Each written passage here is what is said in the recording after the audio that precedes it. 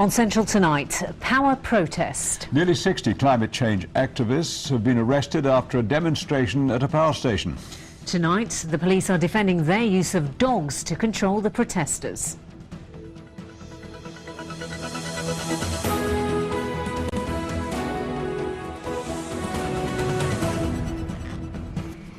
Good evening.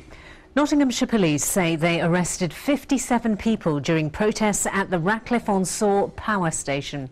Up to 700 climate change activists gathered at the plant over the weekend, and many tried to break into the site. Officers are now examining video footage to see if further arrests can be made. But some demonstrators have criticised the tactics used by police. Our crime correspondent Phil Brewster reports. All weekend it was a battle of wills at Ratcliffe-on-Soar power station. Climate change protesters determined to find a way in. Ranks of police officers fighting to keep them at bay. The activists tried everything to breach the perimeter fence, including bolt cutters, ropes and metal gates. A few managed it, but most were repelled.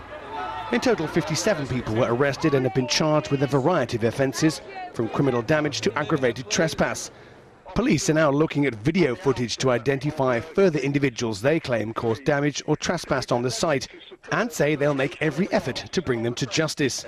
Nottinghamshire police said their original aim was to manage a peaceful protest, but that when that protest turned violent, their tactics had to change. It's those tactics that are now being criticised by some protesters, particularly the use of police dogs.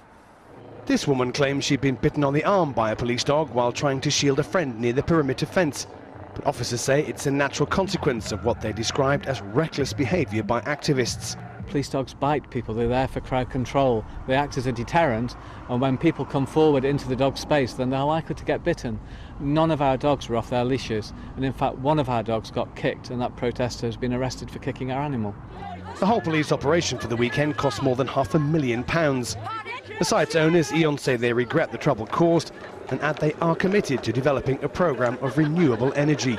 We need to move to a low-carbon future, but what we also need to do is make sure we have a secure energy supply and an affordable energy supply, and that's what we're focused on, and we want people to join us in that debate. We believe we need a mix of generation. Yes, we need renewables, but we also need flexible solutions such as gas and cleaner coal. But protesters aren't convinced.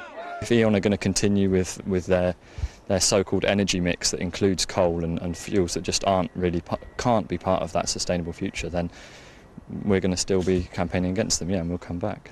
The demonstrators say their actions have raised awareness among the public. What's not clear is whether they'll be remembered for their message or their methods. Phil Brewster at Ratcliffe-on-Soar power station for Central Tonight.